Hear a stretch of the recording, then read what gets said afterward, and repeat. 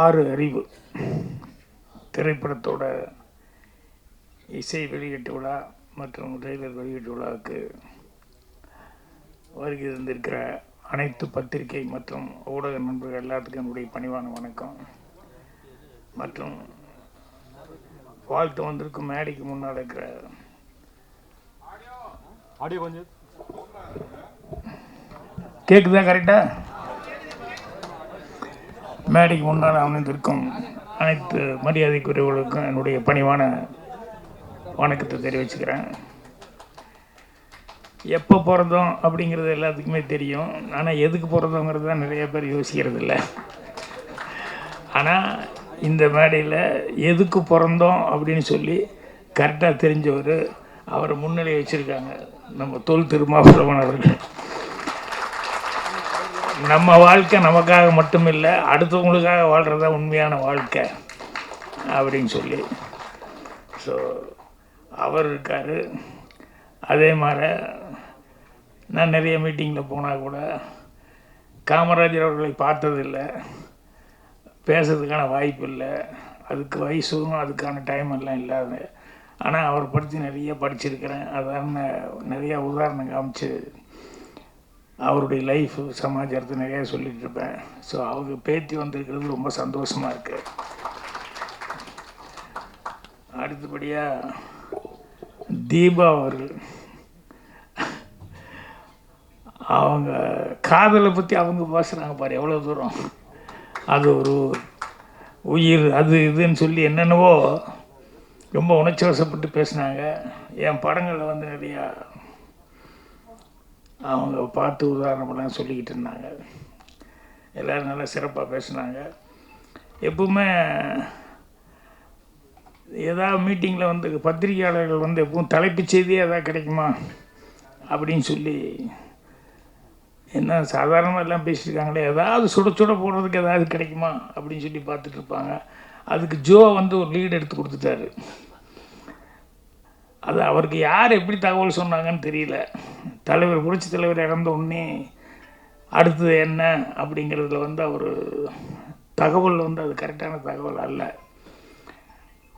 அதை பற்றி பேச்சு வந்தது, எங்கிட்ட வந்தது. புரட்சி தலைவர் இப்படி இதாகிட்டார் அப்படின்னு சொன்ன உடனே ஒரே வாரத்துக்குள்ளே வந்து நம்ம இப்பவும் பாலிடிக்ஸில் அவங்க இருக்கிறாங்க. முதல்ல நம்ம சேலம் ராமலிங்கம் அவர்களும் ஏவா வேலு அவர்கள் தான் ஃபஸ்ட்டு வந்தாங்க. வந்து நீங்கள் தான் லீடு எடுத்து எப்படியாவது கொண்டு வரணும்னு. என்ன கொண்டு வரணும்? இல்லை அண்ணனை கொண்டு வரணும்னா என்ன சொல்கிறீங்க? என்ன ஆர்மி என்ன? நீங்கள் கலைஞர் வந்து தலைவர் சொல்லி கலைஞர் வந்தார், அந்தமா நீங்கள் லீடு எடுத்து ஆர்மி அவர்கள் வந்து வரணும் அப்படின்னு. நீங்கள் அதுக்கு தான் நாங்கள் வந்தோம் அப்படின்னாங்க. நான் சொன்னேன், இறந்து ஒரு வாரம் கூட ஆகலை, இப்போவே நீங்கள் வந்து ஒரு கோஷ்டின்னு சொல்லி இப்படி ஆரம்பித்தோன்னு சொன்னால் பப்ளிக்கில் மக்கள் பொதுமக்கள்கிட்ட நகைச்சுவை, அதாவது காமெடிக்கான ஒரு சமாச்சாரம் ஆகி போகும். அதனால் இப்போ அதை பற்றி யோசிக்கிறேம்மா, கொஞ்சம் டைம் கொடுங்க, நான் சொல்கிறேன் அப்படின்னு. இவருக்கு போன உடனே பின்னாலேயே அப்போது கல்வி அமைச்சராக இருந்த ஒரு அரங்கநாயகன் சார் அவர் வந்தார். நீங்கள் தான் கொஞ்சம் லீடு எடுத்து அடுத்த சிஎம்க்கு நீங்கள் தான் லீடு எடுத்து பேசணும் அப்படின்னாரு. நான் என்ன பேசுறது என்ன? இல்லை இல்லை அம்மா அவங்க சார்பாக தான் நான் வந்திருக்கேன், அம்மா அவங்க வரணும், அது நீங்கள் நினச்சிங்கன்னா நீங்கள் முதல்ல நீங்கள் பேச ஆரம்பித்தா கரெக்டாக இருக்கும் அப்படின்னு. அவங்களுக்கும் அதே பதில் சொன்னேன். ஒரு வாரம் கூட ஆகலை, உடனே இந்த பிரச்சனை ஆரம்பித்தா வெளியே பப்ளிக்கெல்லாம் ஒரு மாதிரியாக கட்சியை பற்றியே தப்பாக பேச ஆரம்பிச்சிருவாங்க.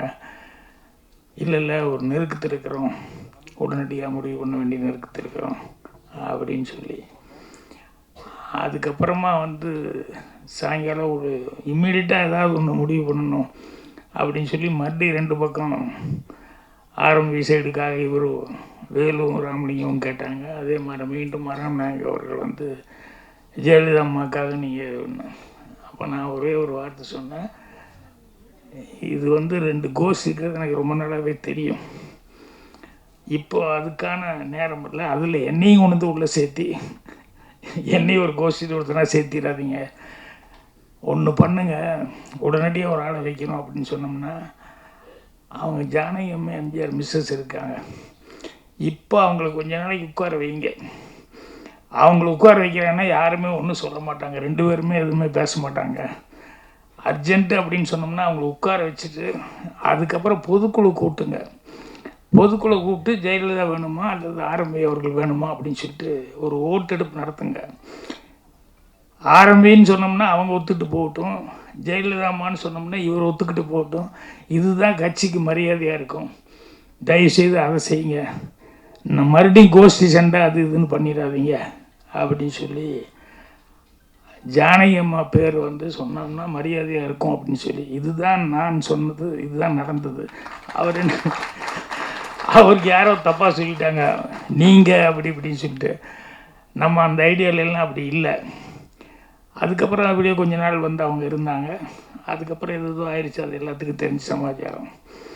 என்னென்னா இப்போ தேர்தல் வர நேரத்தில் இவர் வேறு எதுவும் ஒன்று சொல்லி என்ன அப்படியெல்லாம் பேசுனாங்களா அப்படி இப்படின்னு சொல்லிட்டு நாளைக்கு பத்திரிக்கையாரன் போகிற மறுபடியும் வந்துடுவான் நேராக வீட்டுக்கு, என்ன நேற்று இப்படி சொன்னாங்களே என்னாச்சு அப்படின்ட்டு.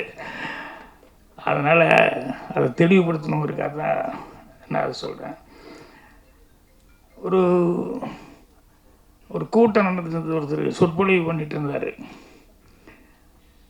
கதா காலட்சேப மாதிரி சொற்பொழிவெல்லாம் பண்ணுவாங்க இல்லையா, அதில் வந்து ஒரு நட்பை பற்றி ஒரு உதாரணம் சொன்னார் ஒருத்தர். அந்த கதா காலட்சேபம் பண்ணவர் என்னென்னா, ஒரு இலையும் ஒரு மண்ணாங்கட்டியும் அப்படி ஒரு நட்பாக இருந்தது ஒன்றுக்கு ஒன்று.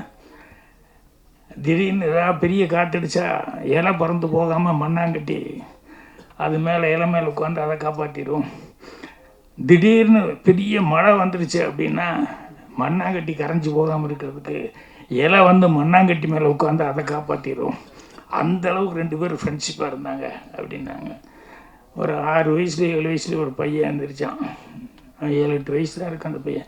எங்கள் காற்று மழையும் சேர்ந்து அடித்தா அப்படின்னா இவர் முழிக்கிறாரு. காற்றடிச்சா மண்ணாங்கட்டி மேலே உட்காந்து அதை சரி பண்ணிடும், மழை பெஞ்சா இலை மேலே உட்காந்து அது மண்ணாங்கட்டியை காப்பாற்றிடும். காற்று மழையும் சேர்ந்து அடித்தா அப்படின்னா அவருக்கு ஸ்டக்கப் ஆகி போச்சு.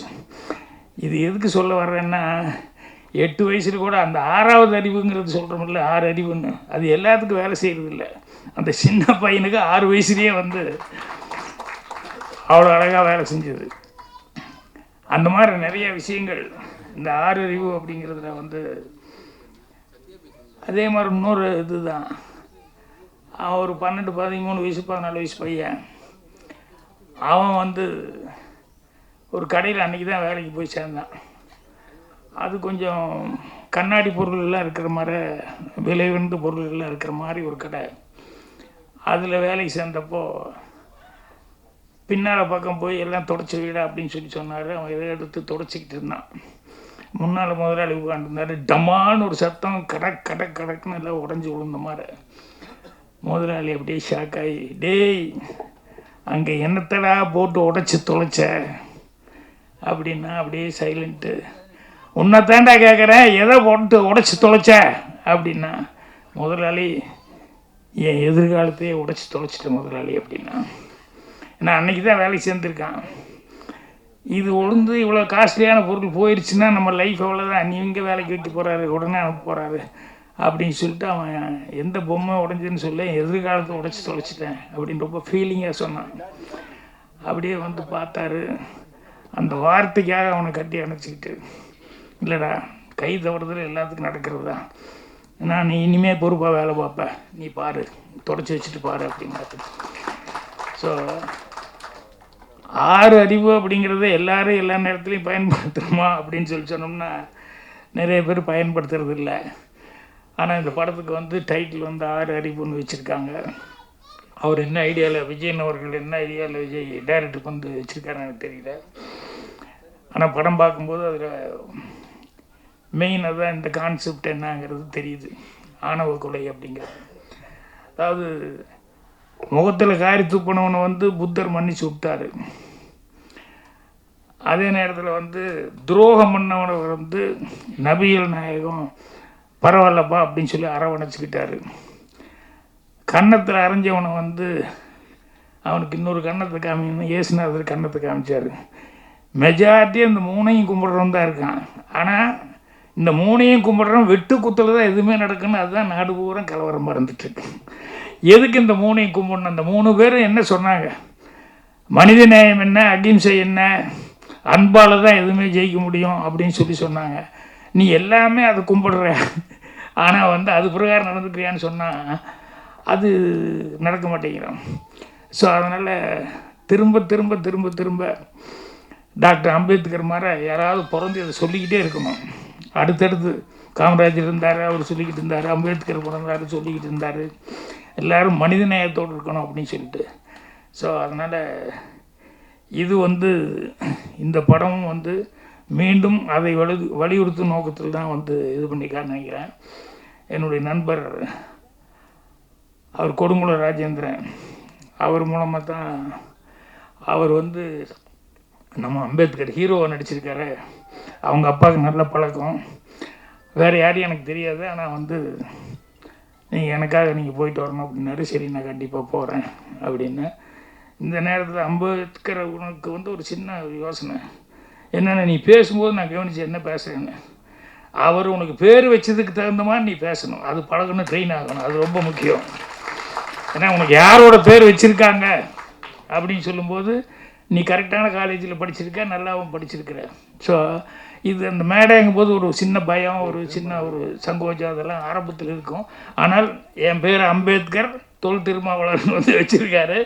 அந்த அம்பேத்கர் அளவுக்கு நம்ம வந்து நம்மளுடைய வார்த்தைகள் எல்லாத்துலேயுமே வந்து சுத்தமாக இருக்கணும் அப்படின்னு சொல்லிட்டு அது முயற்சி பண்ணேன். ஏன்னா ஹீரோவாக நடிக்கிறவனுக்கு வந்து மீதி எல்லாமே இப்போ சிலம்பத்துக்கு பாரு, அவங்க தலைவர் வந்திருக்காரு, உனக்கு இன்னொருத்தர் சொல்லிக் கொடுத்தவர் வந்து எனக்கு இன்ட்ரடியூஸ் பண்ணி அவர் வந்திருக்காரு, தூத்துக்குடியிலேருந்து எல்லாமே வந்திருக்காங்க. இதெல்லாமே வந்து ஃபைட்டு இதில் டான்ஸ், இதெல்லாம் இந்த பேச்சுங்கிறத வந்து நீ வந்து ட்ரெயின் ஆகிக்கணும், அதுக்கு நிறைய படிக்கணும். எனக்கு தெரிஞ்சு ஒன்றும் இல்லை, அவர் ஸ்பீச்சை கேட்டார், நீ திருமாவளவன் பேசும்போதெல்லாம் கேட்டார். அவர் எத்தனை புஸ்தகங்களை படிக்கிறாரு, என்னென்ன புஸ்தகங்கள் போனோமா, என்னென்ன யார் பேசுனா அதுக்கு என்ன பதில் சொல்கிறாரு அப்படிங்கிறதெல்லாம் அதை படிச்சுக்கிட்டு இருந்தால் அதே ஒரு ட்ரைனிங் தான். ஸோ அதனால் அடுத்தது வந்து அதுக்கு நீ ட்ரைனிங் ஆகிக்கணும் அப்படின்னு சொல்லி நான் கேட்டுக்கிறேன். மற்றபடி நான் எப்பவும் கடைசியில் பேசுவேன், கொஞ்சம் லேட்டாக பேசுவேன். ஆனால் இன்றைக்கி அவர் பாரு மத்தியான சாப்பாடு இன்றைக்கி 4 மணிக்கு தான் சாப்பிட்ருக்காரு. ஏன்னா காலையிலேருந்து கண்டினியூஸாக கூட்டம்னு போயிட்டு நான் சொன்னேன், ஏதோ சாப்பிட்ற அளவுக்கு விட்டாங்களே, அதுக்காக நேரம் கிடைச்சிது, அது வரைக்கும் சந்தோஷங்க அப்படின்னு சொல்லி சொன்னேன். ஸோ இப்போ அடுத்தது வேறு மீட்டிங்காக ஒரு போக வேண்டியிருக்குது, இதை முடிச்சுட்டு.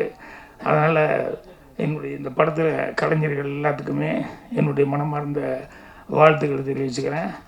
அவர் சேலஞ்சு பண்ணி விஜயன் வந்து சொல்லியிருக்காரு படத்தில், நான் அந்த அளவு செஞ்சுக்கிறேன். அந்த தன்னம்பிக்கையை நான் பாராட்டுறேன். மீண்டும் நான் சொன்ன மாதிரி இந்த மனித நேயம் அதுக்கு மேலே வேறு எதுவுமே கிடையாது. அதைத்தான் வந்து நானும் நீயும் ஒன்று அப்படின்னு சொல்லிட்டு அதைத்தான் வந்து எல்லோரும் நினைக்கணும் ஒழிய வேறு மாதிரி நினைக்கக்கூடாது. இங்கே மாயவனார் அவருடைய அது கவிஞர் அவர் கூட வந்தார். நான் கூட கிழக்க போர்ண்டியில் ஒரு சின்ன சுச்சுவேஷன் சாங்கு, அது வந்து ஐயோ நீ திடீர்னு ஒரு பாட்டுன்னு எங்கேயா யாரையா போய் எது சொல்கிறது அப்படி இப்படின்னு சொல்லி டைரக்டர் சொன்னார். அந்த இடத்துல பாட்டு வச்சா நல்லா இருக்குன்னு நான் தான் சொன்னேன். கதிர் இருக்கும்போது திருடிட்டு போகிறாங்க, இவன் பாட்டில் ரொம்ப ஆர்வமாக இருக்கிறான், அதனால் இவன் பாட்டு பாடிட்டு இருக்கான், அவனை உசி விட்டு பாட்டு பாடிட்டு இருக்கான், அந்த கேப்பில் அறுத்துட்டு போகிறாங்க அப்படின்னு. அதுக்கு என்ன பண்ணுறது அப்படின்னு சொல்லி என்னடா பாட்டு எழுதுனேன். அப்போ நானே எழுதி கொடுங்க. நீயும் நானும் ஒன்று என்ற நிலைமை வேணுங்க, அந்த நேரங்காலம் சேரும் வரையில் காவல் வேணுங்க, நம்ம காவல் வேணுங்கன்னு சொல்லி ஸ்டார்ட் பண்ணி நான் எழுதினேன். அந்த மாதிரி மனிதர்கள் வந்து எப்போவுமே அதில் ஏற்றத்தாழ்வு என்ன, நான் நீ ஒன்று, நம்ம எல்லாம் சகோதரம், அப்போ தானே அந்த ஆறறிவு அப்படிங்கிறதுக்கு அதில் தான் உண்மையான அர்த்தமே இருக்குது. அதனால் இந்த படத்தை கருத்தோடு எடுத்திருப்பாருன்னு நினைக்கிறேன். அவருக்கும் இந்த டீமுக்கும் என்னுடைய பாராட்டுகளை தெரிவிச்சுக்கிறேன். மீண்டும் உங்கள் எல்லாத்துக்கும் இதை வந்து இவ்வளோ தூரம் வாழ்த்து தெரிவிச்சிருந்தேன். உங்களுக்கு மீண்டும் என்னுடைய மனமார்ந்த நன்றி தெரிவிச்சுக்கிறேன். நன்றி, வணக்கம்.